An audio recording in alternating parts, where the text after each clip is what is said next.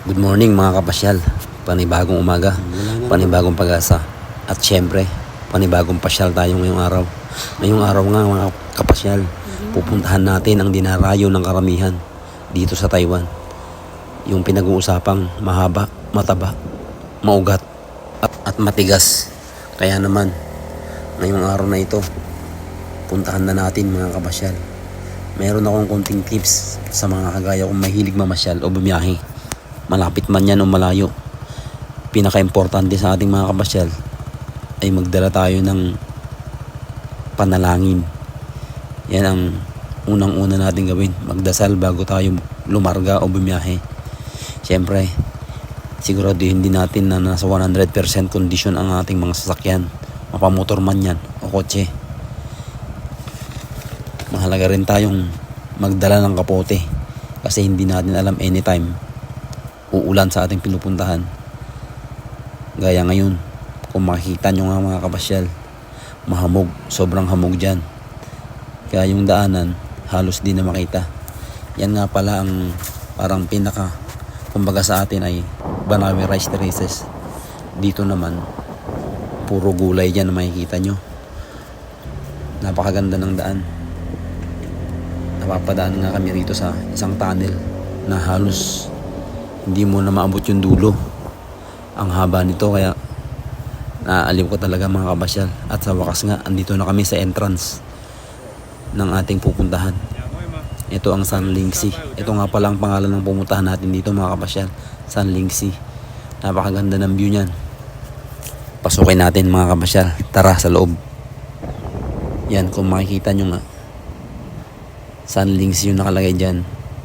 Yung lugar na ito, maraming dumarayo talaga. Mga foreigner, Taiwanese, marami rito. Siyempre, Taiwan to. At marami ring mga ibang lahi. Gaya mga Pilipino. Kagaya natin.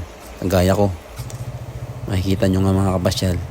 Dito pa lang sa bungad, ay napakaganda niya ng tanawin. Sobrang fresh ng hangin.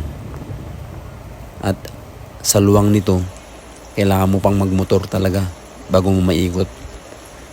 Makita nyo naman kahit umuulan, sobrang lakas ng ulan pero ang dami lang nakapila mga kapasyal. Sumakay nga kami sa parang bus na anong tawag dun, di ko alam. Basta sumakay kami dun, iniikot namin yan. At eto na nga pala mga kapasyal, yung sinasabi nila na mahaba, mataba, maugat at napakatigas. Yan, kung makikita nyo, yan pala yung sinasabi nila mga kapasyal. Sa wakas, nakita ko na rin. I-post nyo kung gusto nyo matitigan kung ano yan. Basta ako, nakita ko na yan sa personal. At yan pala yung sinasabi nila. Dito mga kapasyal, sinubukan naming umikot pa rito sa banda rito. At makikita mo talaga, ma-amaze ka. May mga kung ano-anong nakalagay dito, mga bato na akala mo maglalakad ka sa ibabaw ng tubig. Nakita mo may taas pa yan mga kapasyal. At sa taas, dun mo makikita ang napakalaking falls, napakalaking kuweba. Dito nga kapasyal ay halos hindi mo alam kung saan ka lilingon dahil sa ganda ng mga view kapasyal. Ayan, umuulan nga yan sa mga oras na yan mga kapasyal. Nag-iingat kami dahil medyo madulas. Halos nakakapote na lahat ang mga tao rito. Pero humihinto-hinto naman ang ulan mga kapasyal. Kahit iulan niya pa ng malakas yan, eh talagang desidido kaming makapunta dyan.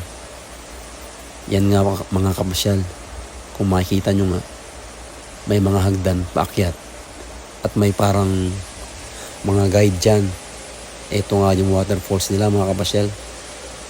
Sinadya ko talagang tutukan. At napakaganda nga talaga rito.